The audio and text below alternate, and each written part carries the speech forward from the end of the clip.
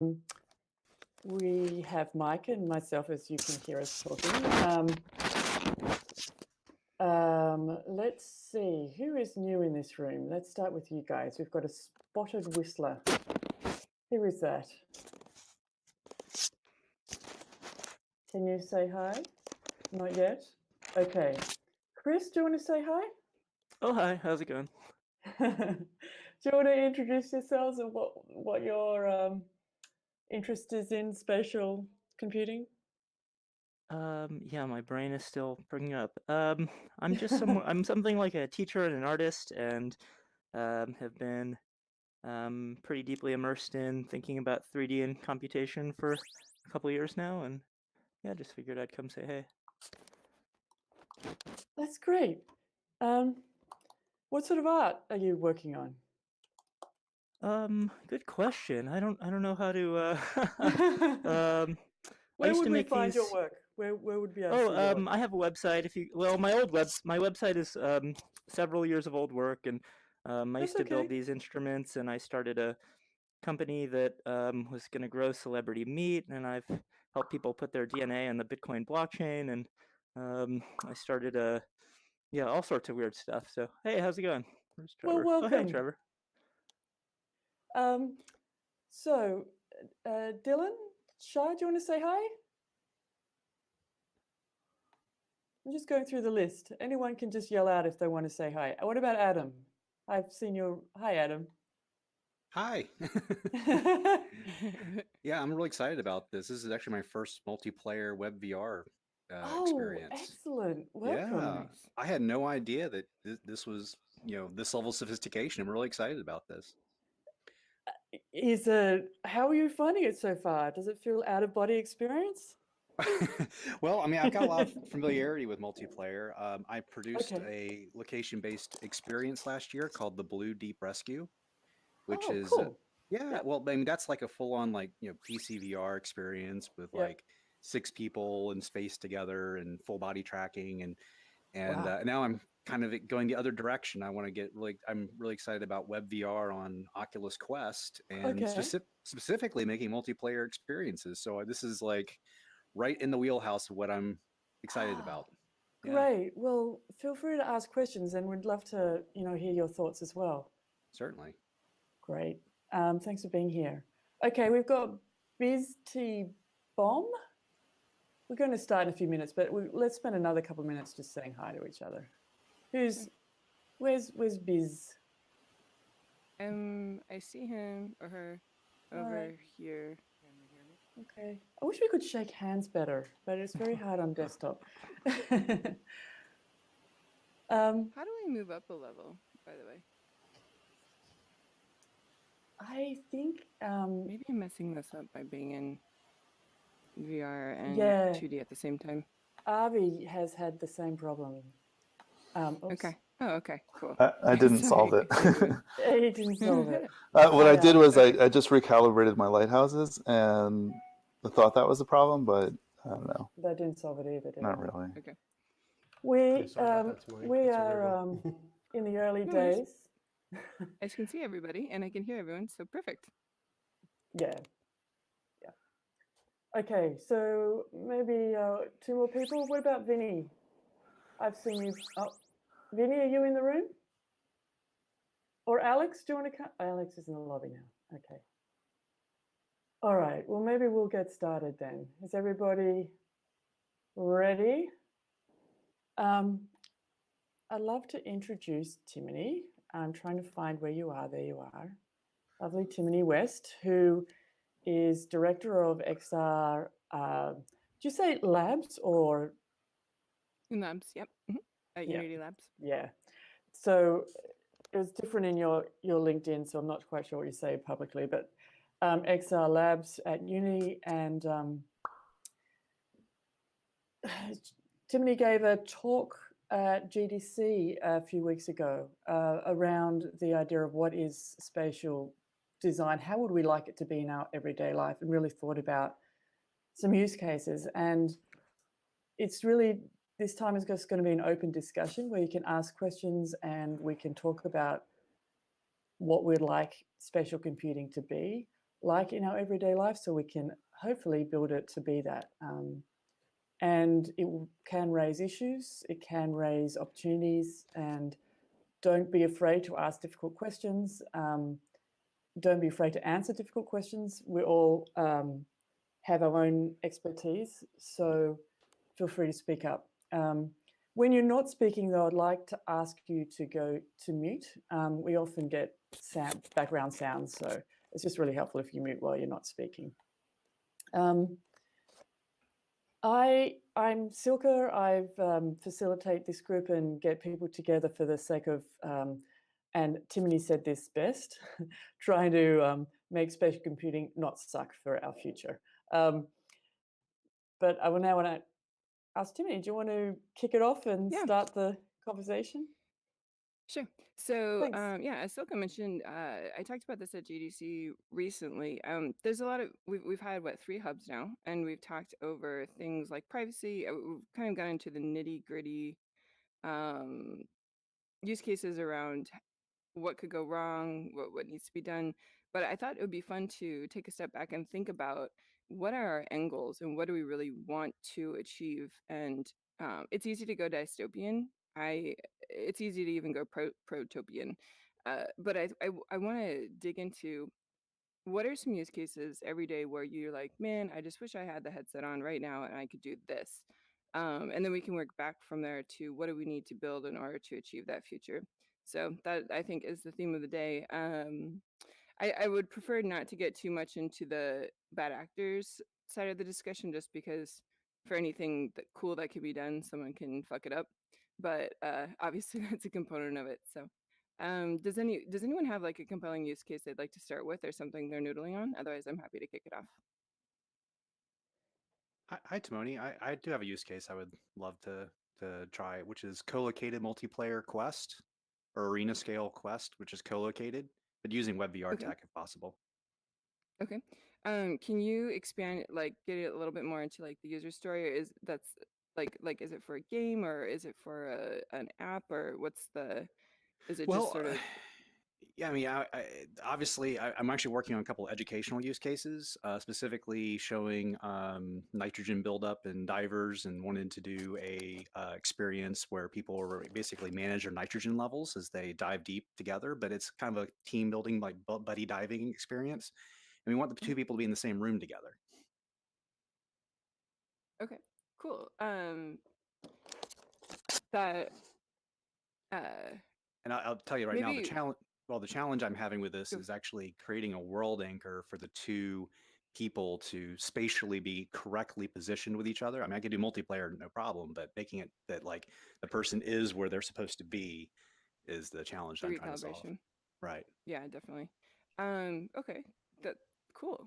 So let me reframe the question a little bit too, because there's a lot of stuff we want to do today. Like in the GDC talk, I gave an example of a great morning in the future where we got all of the hardware right and all of the software right and all of the underlying systems right. If you could really have a home that was essentially a hull of a computer itself, and all the devices could do whatever you wanted them to do, what would be an ideal workflow for you? Because there's a lot of stuff that we want to do today, obviously, that's very cool. But I'm thinking, like, in 50 years, if we nailed it, what does your ideal morning look like? Or what does your ideal workday look like? And I think what you just described is a great stepping stone into that, but is certainly something that we could almost solve today. Although we can talk about recalibration options in a bit. But I'd love to hear more about, like, have people given thought to, in 80 years when you're dead, what was your last interaction with a computer like? Actually, that's a solid question. Anybody have any thoughts around this? I have just a very normal, not very exciting, but what I would love is a better understanding of my health. So if we have biosensors and we have cameras that can track us, and even just putting aside all the privacy issues, even sort of retina understanding, you can see a lot about your health through that. And that then in my home, it can know how well I sleep and how stressed I am. All these things, if it could be a system that could say, for me personally today, I need to take a vitamin, or I need to take a sleep, or it'd be great to go for a run, or just or it's time to get a checkup for these reasons, whatever it is, but there's a more personalized understanding of my everyday health so I can look after it myself better. Yeah, that's interesting too, because you can imagine a future where you could have all of your food recorded and therefore most of your nutrients Yeah. recorded, which to me has always been like one of the biggest challenges in getting really good data. Like I can track my sleep pretty well. I know how much I run, but what I put in my body is seems to be much more of like a dirty data set unless I'm being really anal about it. And the issue I have now is that all this data is all separate. So there's no like making sense of like my medical history and my blood tests versus what I eat and what I exercise and my sleep Yep. patterns, like all of those together, that then can give me insights that I can't separately get. Oh, I have a good one that I want like every day, every Yeah. time I go to the gym. Right now, how many people like I don't know, work out routinely or do some sort of physical activity where they're trying to like increase their strength over time? People in the room? Sure. Sure. Okay. How do you keep track of it today? I don't really keep track of, I mean, I keep track of whether I'm doing it on a regular basis. Like if I'm going for, like, I want to make sure that I'm like consistently getting like at least an hour and a half of like physical activity, physical exercise. I mean, sometimes you'd like step tracking. That's probably the closest to it. Like the fit monitors in like a smartphone, I found work really well because you always have your smartphone with you. Mhm. But it seems to work. It seems to work best when it's something you don't actually have to like think about and pay attention to. You don't have to deliberately be making an effort to count or track. It just happens in sort of a more ambient way where there's this device that's always with you. And as long as you're disciplined about, the basic habit, then the device will actually quantify that in a way that you can then see and look at. Yeah, when I go to the gym and it's like definitely not enough, I always forget what I did before. So I started writing down and I keep track of it in my phone. Like to your point, I always have my phone. But for the love of God, it would be so sick if I could just go into a gym and highlight like what machines I used last time and how many reps I did. And I could be like, great, now I'll go do more reps, right? Or I'll try another device because I know I didn't like this one last time. So that's a pretty basic use case that I would love to see every day. And actually, a lot of the gym equipment that I've seen at places I've stayed does have profile information. So if I go run on this something called I forget it's called a Life Fitness or something, I can literally log in and use a QR code to pair my phone to my profile and record my run. So we're slightly there, but it doesn't provide any ambient information about what I did in the past on the device. I have another wish for spatial computing, because we all have been talking about the dystopian view of information crowding our view, and we're not having any agency over it. Why couldn't it be the reverse, in that it can actually remove ads and remove things that create anxiety or create a sense of overwhelming? It actually like simplifies my life a little. I know that's extremely almost idealistic, the opposite of dystopian, so it's probably not realistic, but to some degree, I think it could be. Yeah. Where it can bring us more back to human relationships and peaceful times, and not so bombarded as we are even today. Yeah. I use both an ad blocker and also self-control. The app. Has anyone tried this before or heard of it? Yes, I have. Okay. Quiet. Yeah. So what would self-control look like? Does it? Okay. If people don't know what self-control is, it's an app that allows you to basically blacklist any websites that you don't want, because you want to focus, that you don't even want to be tempted by. So you could put Twitter, Facebook. I had Wikipedia on there and then realized that was a pretty big mistake when you're trying to work and research stuff. But just anything that you don't want to be tempted by in the short term while you're doing your job. So in spatial computing, what would it look like to try to get rid of things that distract you? Like, I don't know about you, but when I have something to do, that's when my house is the cleanest, because I'm distracting myself. So could I have a clean house overlay so I ignore doing the dishes when I need to be writing and talk?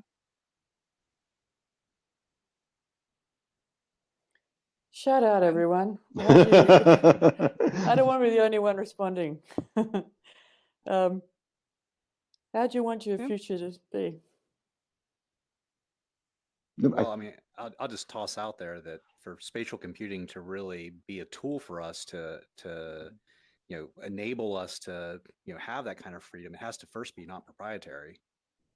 By having these proprietary systems, we're giving away our rights, and we're offering ourselves up to be advertised to and to sell our information and everything else. And we really don't have a true like GNU Linux style top to bottom free spatial computing option right now. It's all very proprietary, whether it's Vive or Facebook. You read the terms of service, we're being tracked and we're giving away all our tracking data, and there's really not.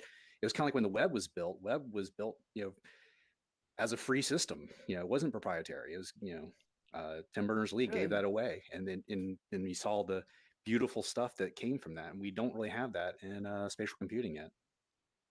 Oh, totally. Yeah. I mean, I think I believe the second, a couple of the talks really have touched on that. One reason why I like talking about the future in its optimal form is that I think part of the reason we're in this pickle with computers today being so platform specific and tied together is that there was no compelling reason to not do it. There was no compelling reason to not just be selfish and try to control the entire market for yourself, because people didn't really have a sense of what they actually wanted from computers. They kind of got it as time went on. And so I think it's really important that we do come together and share what is our vision for the real future in our lifetimes by the end of our lives, as we thoughtfully think through how to fix these problems. So we have a shared goal to make sure that we have a compelling use case when we walk in the room and talk to these platforms and try to tell them why they need to have a shared standard and be more open like the web. Does that make sense? Well, it does, but we're kind of negotiating from a point where we've already given away our rights. It's like I don't have to give away my rights when I use a hammer, and a hammer is like a perfect tool. The hammer's not tracking me. I don't have to negotiate with the hammer. I just use a hammer, and Richard. I think Richard Stallman really says it right. It's like either you're using the system or the system's using you. But if you're negotiating with these platforms, they're already using you, so you're already kind of negotiating from a point of not having any power. Hi, this is Trevor Flowers. To get back to the original question that's relevant to what's being talked about, when I think about 80 years from now, what an ideal sort of system that I would interact with as I die, I basically want AR glasses that boot directly into the web, and I want the web itself to be the platform that we use to make and share and experience together all sorts of media, not just AR and VR, but videos and text and audio files and computers and all of that. I think that the web is a great platform, and with WebXR, it's sort of coming into its own for these technologies. But that's the vision that I have for it anyway. I'm kind of surprised to hear that, Trevor, because I assume you'd want it for so much more than just web stuff, like when I think about what I want computers to be in the future, I want them to be able to have any have any display be able to turn into my computer session. I don't want to have it just be tied to the glasses. I want to have projectors, show up and then fade away. I want to be able to work with any device and any type of input type I want to. Like, I'm sure you feel this way too. Can you give me like, what's it like? Okay, so you're 97 years old and you're going out for a walk. Like, what are your AR glasses doing for you? When I'm 97, it's going to be reminding me where I live and helping me remember things that I don't remember. That's great. I mean, yes, of course, I'm with you that the environment itself has to be, sort of engaging in the way that the Ubicomp lab in Park envisioned, 30 years ago. But I guess I was just talking about, my last sort of dying breath interaction would be that my interaction would be with a very personal device instead of an augmented environment. Can you talk a little bit more what you mean by a very personal device? Mm-hmm. Yeah, I mean, AR glasses, they're intimate. You know, you wear them on one of the most nerve-enabled, sensitive portions of your body, and you know, they literally are between you and the rest of the world as a mediating device. So in that way, it's sort of the most intimate device that outside of the bedroom that that we could make for ourselves. Mm-hmm. And so, yeah, it's you know, when we started the trek with the personal computer, and we got computers out of labs and corporate, you know, cooling rooms, and we brought them home. That was sort of the first step. And then now that we have pocket computers, that's, you know, those are pretty personal devices. But Mm-hmm. that step to the face is if anything, a much bigger leap than those other two steps. Yeah, two points there. First, I think what you just described is something that I heard called the half-life of computer-human intimacy. It was a term coined by the managing partner of Lux Capital, I believe, and I really like that term, that computers have so quickly gone from being in another, you know, country to being in another building to being in your building, in your house, on your lap, on your wrist, and now on your face. And then also, when the computer is on your face, it, unlike most computer forms today, the watch maybe is the closest. It then no longer feels like a computer at all. And I think this is almost the downside of what I've seen in augmented and virtual reality. When I put people in a Magic Leap, or I put people in a VR headset, they look at it and they're like, oh, a real world thing. I know how this works. And the reality is they don't, because it's still just a computer. But it's also true that it's best if they don't think about it as a computer anymore, and they start to think about it in as almost a new paradigm in and of itself, this kind of blend between the two. And that's I'm always kind of vacillating between remind people that it's still just a computer they're interacting with, and embrace the fact that they're never really going to be able to remember that. So let's just try to make it as real as possible. But then, of course, that gets in the whole inputs conversation. There's a expectation mismatch, because it's close to physicality and close to reality, but it's definitely not that. Yeah. And that's one interesting thing too about the different types of ways we interact with computers, that they are in various degrees of the uncanny valley, right? So if you put on a VR headset and you're in a fairly realistic room, you're on the realism side. If you're in a low poly room, it might even feel better, in the same way the uncanny valley feels pretty gross, right? But when it comes to, say, like voice, we're also voice inputs, so like personal assistance, or not text to speech, but actual natural language processing, combined with voice output. And that is also in an uncanny valley, but people don't think of it as such. It doesn't freak them out so much as it just annoys the shit out of them when it goes wrong. I see McKinsey says, with XR, the interface naturally adapts to us, whereas we had to adapt to previous technologies. I agree with that as an idealistic statement, but I think that is exactly what I'm sort of talking about, in terms of you still have a computer strapped to your face, you just don't feel like it. I don't know of anyone who has actually made a truly adaptive app for any head-mounted HMD that adapts to you. We're working on some tools to help people do that, but has anyone actually worked on an app that really does take in and try to change things about the size of the UI, or how the UI interacts with users based on their position or location or any other type of relevant world data? Yeah, Timoni, I did. Last year, when we were building the Blue Deep Rescue, we wanted to give people a real sense of presence in the environment. And one of the things that we did to achieve that was we looked at the proportion of the hands to head in order to get a proper scale of the person's avatar, so that their body would be in proportion to the avatar would be in proportion to their body. And we really found that, like, that's amazing.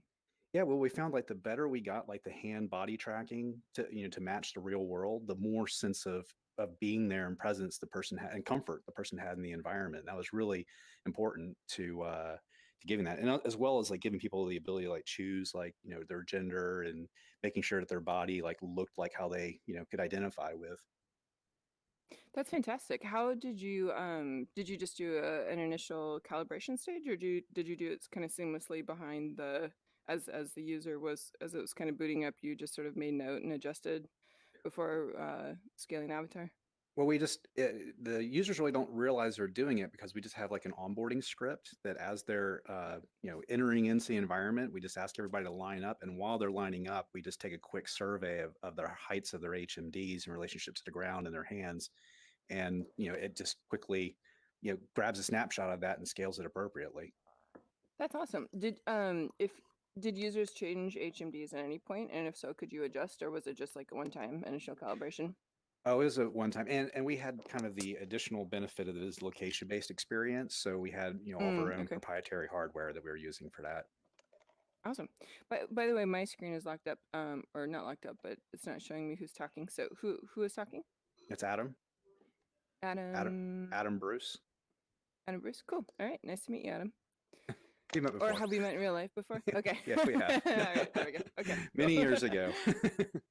But you look more robotic now. It's crazy. I know, right? It's my avatar's totally different. Actually, I'm admiring how there's actually like lines in the palm of my hand, and like I love the interaction of these avatars. This is great. The finger tracking is wonderful. I can't wait for that to be part of the WebVR asset in the Unity Asset Store. Yeah, awesome. Has anyone else done any prototyping or any other work around creating truly I guess user responsive applications, or even thought about it? I know it's hard to actually get to production.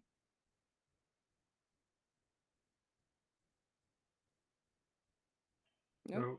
So I worked on something that is dynamic in a strange way, which is I ran a series of interviews in VR, and before the interviews, I basically asked the interviewee to tell me what they wanted to appear as. So I hired a 3D artist to make the avatar for them. So it was surprisingly different doing that and having someone feel very comfortable in a creative avatar. So I feel like, of course, in the future, everybody can't hire a 3D artist necessarily to do the work, but having this sort of increased ability for people to be able to actually feel like they're in their avatar in a way that they're comfortable makes a huge deal for VR itself anyway. I tend to not think about my avatar as much as others do. I mean, of course, it's kind of freaky to look down and see, fake dead digital hands, but that's sort of more of a UX issue, I think, than the concept of disembodied avatars. Can you dig a little bit into, I don't know, what are your thoughts around how you think people are going to be? What level of detail people would want out of the avatars? Oh, it's actually much less about realism. Most of the people didn't ask to have avatars that looked like their physical bodies. Most people asked to do things like be a baby pterodactyl, for example. Yeah, so it actually was it was more figurative representation than literal representation. Yeah, that makes a lot of sense, especially with today's fidelity. Yeah. So that actually gets into kind of a related conversation around what Silke was kind of mentioning, removing things that are distracting from the environment. One of the more shocking things that that someone had said that really like rocked my socks a couple of years ago was saying that they didn't like people who had tattoos or piercings. If anyone has seen me in real life, you'll know I have both. They weren't talking to me. They just mentioned they don't like tattoos or piercings, and therefore with augmented reality glasses, they would probably try to erase everyone's tattoos and piercings. And by all means, make the world you want to see. But it certainly delves into a line between self-expression and the control of the individual. And okay, so that's kind of dystopian, right? If everyone can just sort of erase all of the physical decisions that you've made, or personal style decisions that you've made about yourself. But on the other side, on the getting back to the more protopian view, especially in augmented reality, we could then imagine a world, maybe not where we all have crazy, Hunger Games style avatars, but we can always present the best version of ourselves. And I think the advantages of that I can see there are reduced waste with physical augmentation. Everyone sort of feels better about themselves all the time. But that also means that gets into like Instagram filter territory of what is real. So has anyone given any thoughts to this, or has anything they'd like to add on this topic? I think this is something that we're about to do a big study at Adobe on, because a sense of identity as we kind of start to really enter the worlds as avatars, I think it's a super interesting topic. But, we have the example of just showing the beautiful me, and so the authentic me doesn't come out.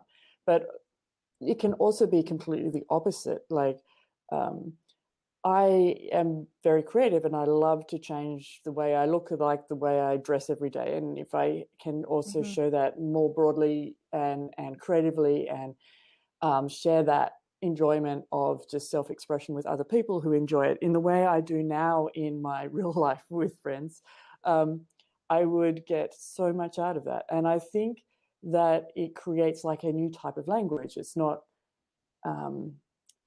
I think this is personal as well, because being dyslexic and growing up dyslexic, words were complicated, and I really liked the visual imagery. And when I could express myself visually is when I felt like it was my first language. And I think that I'm just excited to see that this visual language becomes like an everyday thing in our lives, because I think it will open the door for a lot of people who haven't before been able to share, talk, give opinions in a visual way, animated visual way too. So I'm excited about it, but I'm also very aware of the issues as well. So it's interesting. I follow. Okay. Oh, sorry. Hey, so if this is the direction you're going in with identity, you should definitely, if you haven't already, got in touch with Jeremy Bailenson at Stanford's VR lab. Yeah. They have done so much work in this area. I'm trying to remember, it's not his recent book, but the one prior to that, he actually discusses it pretty extensively, and it's absolutely fascinating work. One of the things. Yeah, go on. Hey, no, just in terms of last name again. Bailenson, Bailensen, I believe. I'm trying to remember. Like, it's not coming to me. Like, it's something realities is, again, not his penultimate book, but he actually describes identity and what, and they've done, they've been doing years of research on this, and what people's sense of themselves, how elastic it is when they can actually see an avatar of themselves. And they were giving as an example educational research work that discovered that kids learn better from teachers who are more like them. So, gender, ethnicity, cultural background, the whole bit. The more the kid personally identifies with the teacher, the more likely they are to learn. And so the question they asked is, well, let's just take that to the logical conclusion. What if the teacher is the kid? But it's an avatar. It's 5 years older. It's 10 years older. It's the version of the kid that already knows calculus. And you get somebody who's like, oh, I'm not a math person, and I can't do math. It's just not my thing. And they've created a barrier for themselves. They've created a barrier for themselves because they've created a self-identity for themselves that doesn't do math. And that becomes this huge impediment to them doing math. And if they're in a situation where they're being taught math by something that's clearly themselves, they can see themselves not just knowing it, but teaching them to others. It changes their self-image, and they're able to learn better. And it works with academic subjects. It also works with health and fitness. So if your personal trainer looks like you, but like just much fitter, you're actually visualizing yourself as you're doing this stuff. And it's incredibly powerful. That's an amazing feedback cycle loop. It's like, you want to get to here? Well, you can, and here I am. And now every time you do a rep, you'll know exactly why you're doing what you're doing. That's actually the fact that kids learn better from things that looks like them explains a lot of children's television, actually, because it, like all of the Sesame Street characters have specific ages and are emulating specific points in children's growth cycles. So that is that. But that's an go on. Go ahead. There's also looking at that in reverse. It's really interesting. There was a band that I was helping with create an app, and the idea was to sort of bridge the cultural gap where they have like really well-known songs, but other people in other parts of the world could sing the song and record it in their native language, and then you can sing it, but you see yourself as them, and you hear it sort of their language. And so when you actually are embodied in somebody else's skin and you hear their language in a song that's familiar to you, like the idea was that it was also give this level of empathy that can't be achieved otherwise through embodiment. So that's the same concept, but in reverse. Yes, I absolutely love that, and the fact that you get to choose a translation is pretty incredible.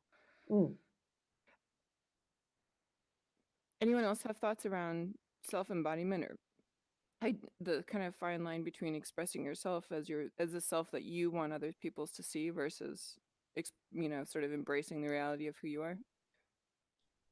And remember, let's think like 50 years out. In 50 years, so don't worry about what the hardware is like, or don't worry about, let's pretend we solved all the platform issues and all the privacy issues. What ideally does it look like to express yourself in a world where you have carte blanche to do what you like?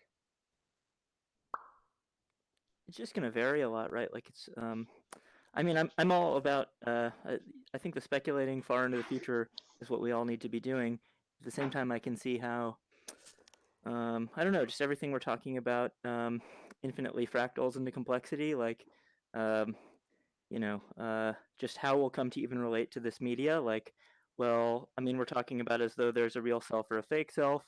As you know, I'm not sure if that framing like holds under the weight of how people relate to Instagram, or just the question of naturalness, or like these as cold dead hands. Like I relate to these in a much more abstract way, I guess, and I don't even see them as hands, and I do see them as hands, and they're me and they're not me, and it's just all of these things at once, and then it's just like socially implicated in the sense of I always think about things in terms of like the economic regimes, or like how things work, like oh geez, well, what does it mean, right? Like as in, people are still talking about like this trick is still going to be interesting, like, or it's going to take us a long time to shake how infinitely cheap it is to scale something, right? And then like how we relate to that right now is just going to be well, there goes the hammer, but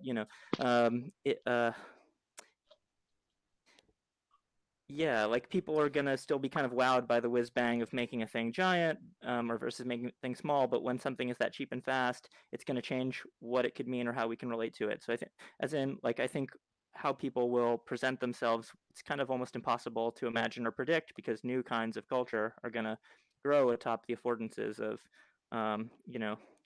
the intersection of embodiment, computation, and space, which is just totally up for grabs still, I think.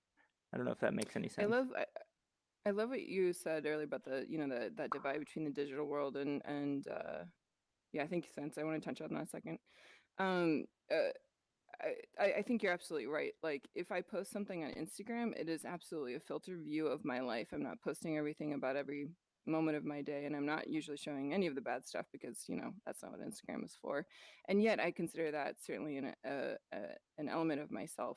I wonder if these new devices will, in the same way Instagram and the phone kind of promoted the concept of a selfie, where you had to think very carefully about how you wanted to show yourself to the world, but you really wanted to make sure you did see your own face.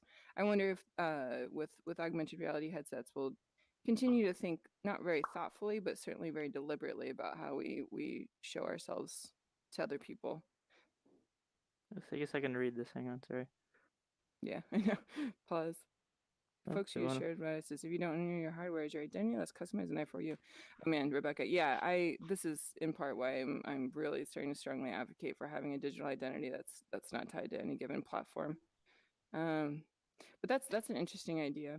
And if you walk into someone else's home and all of the sensors and all of the information gathering devices are tied to them and not to you, does that mean that your own computing devices that you've brought into their home can't work as well either? Right? That's interesting. Like for example, if and this is going to sound dystopian to some, so I apologize. I'm just trying to think through optimal use cases, dynamic land style. How many people, if I say dynamic land, do most people know what I'm saying? I know a lot of you can't speak, but yes. Yep. Okay, cool. So in a world full of projectors and sensors or other sort of display devices, I could say, you know, actually, even today, right now, I come home and I say, play music and turn on the lights if it's after 5 p.m. So my home kind of welcomes me home, and I love that.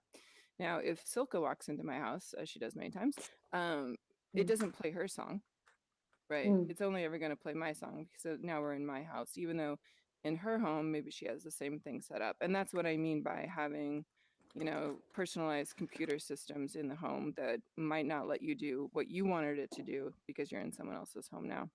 That's interesting, because when I get in a cab, though I've never done it because it's too awkward, but if it was a good system, you can play your own music in cabs, right? Yeah. But then they're giving permission that I can do that. So there's a permission state, and understanding all the social nuances there is going to be interesting. So yeah, absolutely. One thing I'll toss into the mix. It's hard for me to bring my opinion to the table because I think I come with a very different perspective about all this. But once people bring dynamic land into the discussion, so you know, to me, dynamic land. When you say 80 years, I actually do have a really clear vision for that, and or a personal ambition, Chris, which just is for everyone else, can you quickly explain what dynamic land is? well, just for so everyone I can else try, right? in So, two so sentences. I'll try. Let me see if I can do 5. So dynamic Okay. land is I don't know if you'd call it a computer first or a room first. It's sort of like if a public library were a space, a material space where people go and compute together. And it's strongly paper-based. It's the principal researcher is Brett Victor, and then obviously his supporting team and financiers and stuff. And there's currently, I think they're in Oakland, right? Or somewhere in And so it's just a very different way of relating to computation. And so, you know, what I was going to say before is sort of like, in 80 years, I would hope that there's no such thing as a person who uses a computer, like in the way we're talking about it now, because, you know, like dynamic land sort of imagines like a very different relationship to computation. It's not just about like projectors or sort of like, you know, the very important questions around identity. Well, dynamic land solves a lot of that by being like materially, you know, co-located in a space. But yeah, it's just kind of like trying to think about like, so right now we, you know, we as a civilization are largely a sort of like programmatic illiterate civilization in the sense that we consume, we mostly are incapable of composing like systems media, computer media, right? So much of the discussion around spatial computing is still assuming that same kind of logic of like, we're going to consume computer things as users that other people make, and sort of all our values stem from that. But my perspective on that is like, that's the wrong context to be working on, and it's very easy to continue working in that context. So like, so keep going. Tell us what you want in 80 Yeah. years. How do we interact with computers? Because I think so, we share a similar vision here. It's I think we just have to kind of, that's kind of like asking like you know, like what is cubism in the time of like Renaissance, you know, aspiration toward photorealism. I don't know, man. I think people are jumping alongside you. No, I'm not. That's not a that's not saying no. That's saying like we have there's no ready at hand answer. The answer is we have to work to invent it, in the sense of so, you know, I think the answer is in the same way we don't you know, shuffle around zeros and ones literally. You know, we use higher order abstractions for, you know, from just going from zeros and ones to machine code to, you know, sort of more languagey you know, blah blah blah. Like so finding other ways of relating to composing systems media, behavior media that aren't, you know, as cruel as say code could be one avenue of pursuit for that. You know, just new notations, new embodied ways of relating to composing computer media, I would think, is what I want and what I'm working on and what I'm trying to get people to. Can you tell us a little bit about what you're working on? So right now I teach at art school, and one of the things I do is I try to facilitate those kinds of exercises. So there's all sorts of different things. I had students who made something that was like, you know, a way of programming that was like training a dog, and not in the sort of just like machine learning is like training a dog cliche, but like, you know, I wanted them to call it dog park, like Xerox Park, but it was sort of like building these, you know, you throw sort of, you know, it's just training this, like the way you trained the dog and taught it tricks. It was sort of aggregating. It could recombine behavior. It could take two behaviors that the dog were doing and kind of like, you know, this like Minecraftian alchemical they'd come together as a sort of new behavior. And I'm not sure if that scales to like, program anything, but maybe it's an education thing. And anyway, there's a lot of student projects in this direction. So it's just early research work, I guess. But yeah, anyway, for me, the context is humans aren't users of computers, like unless using means making systems media. I love that. That's so cool. Yeah. Go ahead, Soko. I don't think you're alone in that point of view.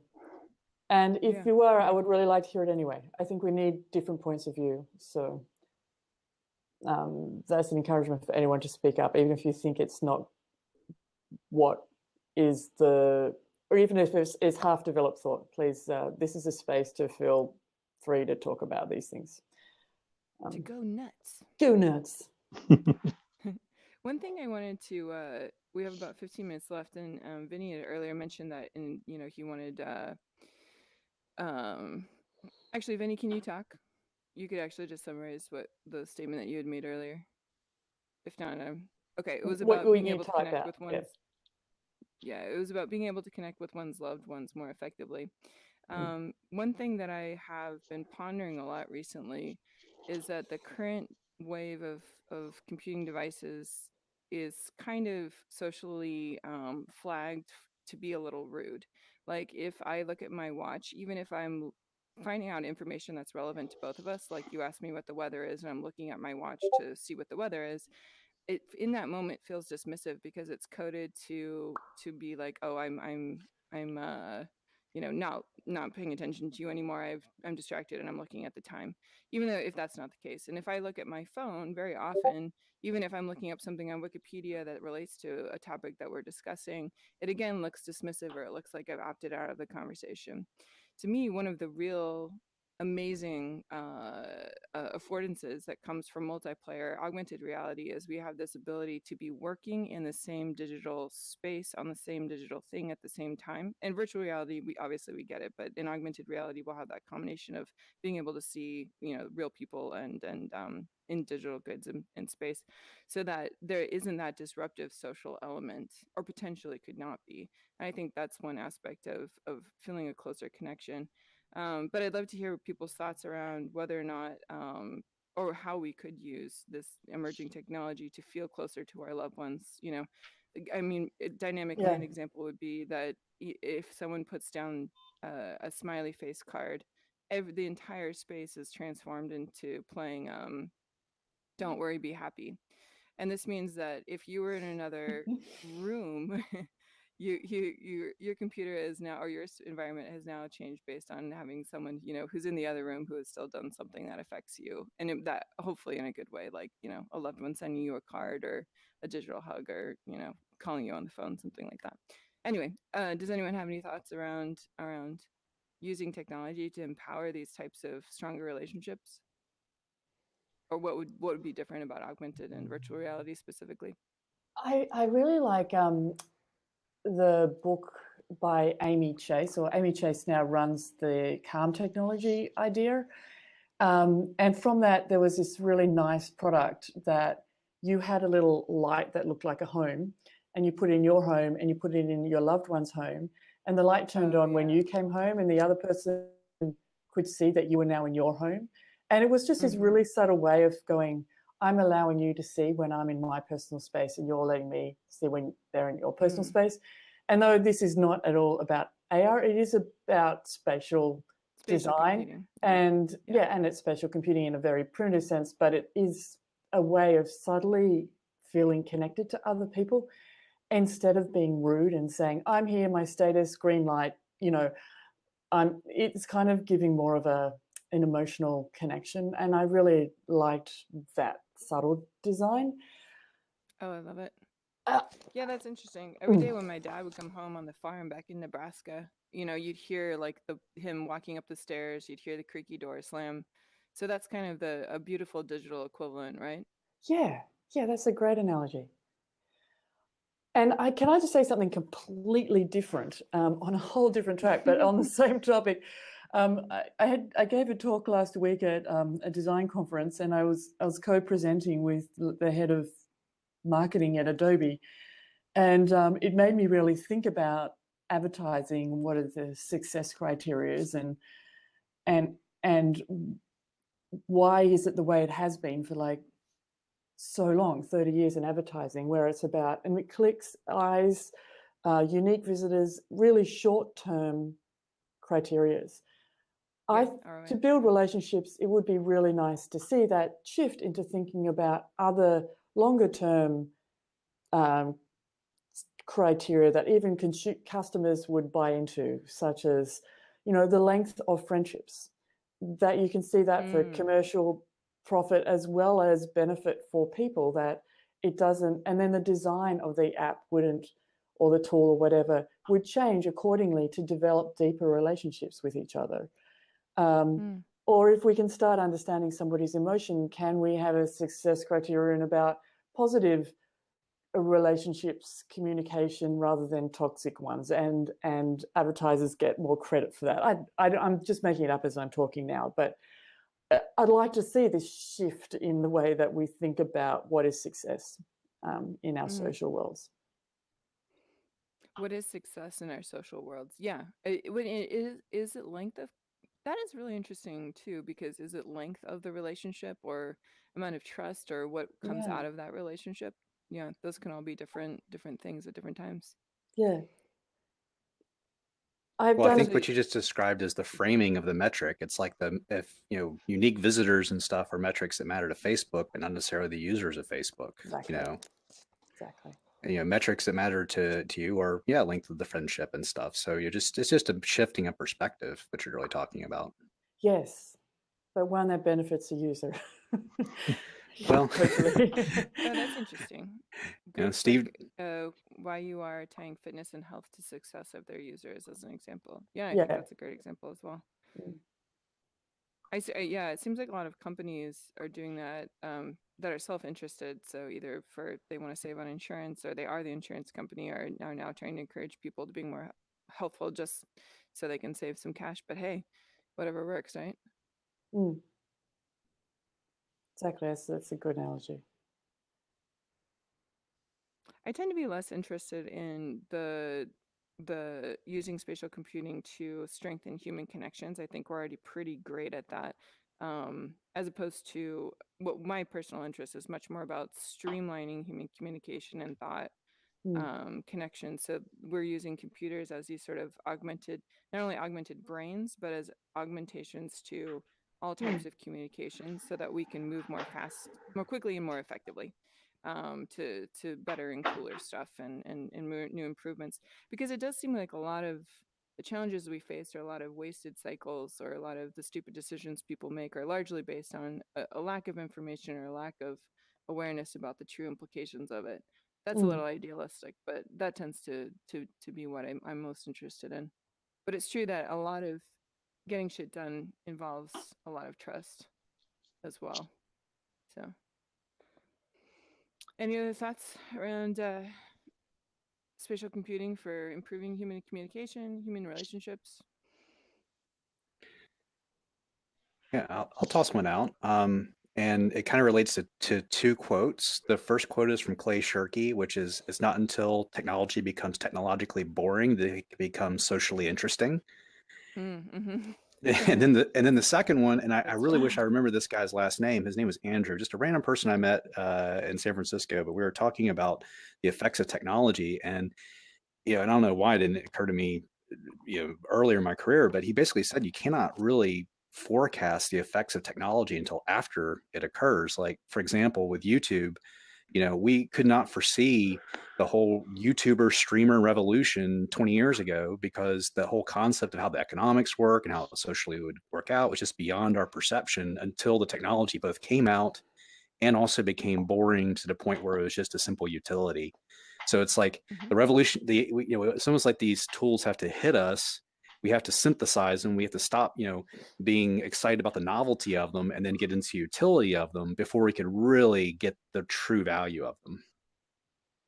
That's one thing I've been sort of pondering on with the notion of the computer as a computing device, which once it hit common parlance, it stopped becoming it does compute, but that's not the point of it for most people. They don't use it to compute things. They don't give it a, at least on a sort of surface user level. Instead, we use it for all sorts of other things. So the name itself, it becomes increasingly kind of archaic or a throwback to what it originally did. I'm just noticing people are starting to leave. I just want to make a comment before they leave, and then we can keep talking. But our next, by the way, we're renaming, first of all, this group because we actually did not have a name. It was just kind of a description. So we're calling this Spatial Assembly. Does everyone like that? Anyone hate it? I love it. Great, great. thanks. It's pretty Good. Spatial Assembly it is. In 2 weeks' time, in a fortnight, we're going to have John Lax, who's the director, VP, bigwig at Facebook, who for VR and AR. So he's going to come and have a similar open discussion around spatial computing and the design and the design patterns and around that. So I've started to make it easy for everyone, I've started an Eventbrite page so that you can add it to your calendars. I'll be posting that after this meeting for the next event. Last thing, if anyone wants to host or anyone wants to recommend other people to be a guest host, please contact me. You can email me at silka@silka.co. Just feel free to contact me, or you can also email me at silka@adobe.com. So either way, and all those emails get to me. I'd love to hear any recommendations. And back over to you, Timoni. Yeah. Well, actually, I don't have too much more to add. Thank you so much, Silka, for having me. Well, I mean, I'll join other hubs as well, obviously. And thanks to everyone for joining. If you have any other, so this is partly selfish, my questions on my part, because we're trying to build the tools now for you to build the future that you want, which is why I'm so interested in what people really want out of the future. So if you have other ideas, or if you have read something recently you think is great, or have seen some talks, or you think there's something that I should be looking at, I would love to hear more about it. But I appreciate meeting everybody in virtual reality. So thank you. Thank you so much, Timoni. This has been such a great discussion, and I like how open it's been, because it means that we can all be part of it, and makes our brains think about, hopefully for the rest of the day, we'll all be like thinking about this conversation, and it will have some impact on what you do during your day. Thanks so much, Timoni. I wish we could all clap. Can we all clap? Yeah, no, yeah. Oh, there we go. There we go. All right. Awesome. Bye, everybody. See you later. We're actually finishing on time. Okay, I'm going to close this session.